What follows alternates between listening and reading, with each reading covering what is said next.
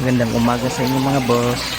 Check po natin yung pan natin at yun, yung filter niya po ay kailangan na po natin palitan kasi maliit lang po siya at madali na po siyang magdumi at kailangan na po natin siyang palitan ng malaking filter. Ito na po ang panibagong filter na ipapalit po natin doon, di ba? Yung mga materialis na ginamit natin ay nakita ko lang dito sa paligid ng bahay na mga hindi na po nagagamit at i-recycle na po natin. Kaya sa tingin ko kasi na pwede pa naman siyang magamit. Yun, para makumpleto ko yung project ko, yun ang mga ginamit ko at hindi na po ako naglabas ng pera para makagasto pa nito. At ayun, nakita po natin na sabi nga nila, kung gugustuhin mo, laging may paraan yan. Kung ayaw mo, laging may dahilan. At kung will mo naman talaga na asikasuhin yung project mo, matatapos at matatapos mo rin yan. Magagawaan mo rin ang paraan yan. Ayun. Kaya para-paraan lang, sabi nga nila. Nakita mo mga boss, diba? Yan po yung filter ng dumi na galing sa pan. Diyan po yung entrance ng tubig. Yan mga boss, paunti-unti lang at matatapos rin naman natin ito. Kahit na medyo nakakapagod rin sa pag-iisip kung paano gawin, tiyaga lang naman ang kailangan, di ba?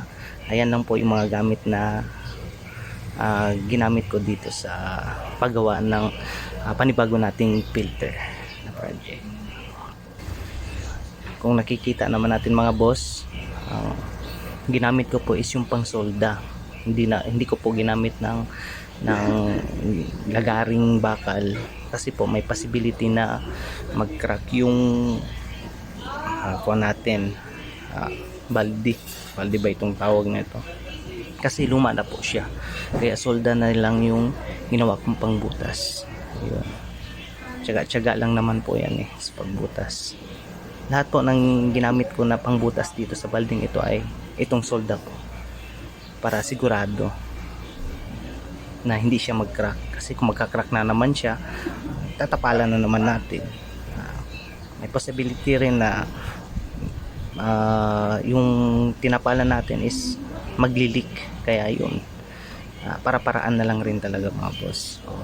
Para ka lang nag-uukit sa bahay, di ba? Na-enjoy naman ang paggawa ng filter. Ayun, para ka lang naglalaro, diba?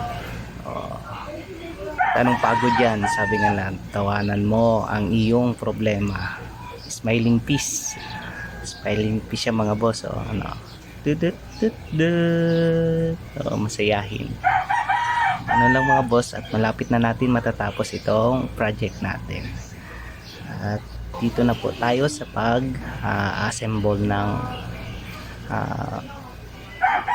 filter. Ayan na po siya. Ayan na po, at madali lang po yan. Idudugtong-dugtong mo na lang at lalagyan mo na lang po ng pangtapal yung mga butas niya. Yan po yung drainage niya. Pag madumi na, doon lang po bubuksan yun para mag-exit yung mga dumi. At ito naman po yung entrance ng tubig.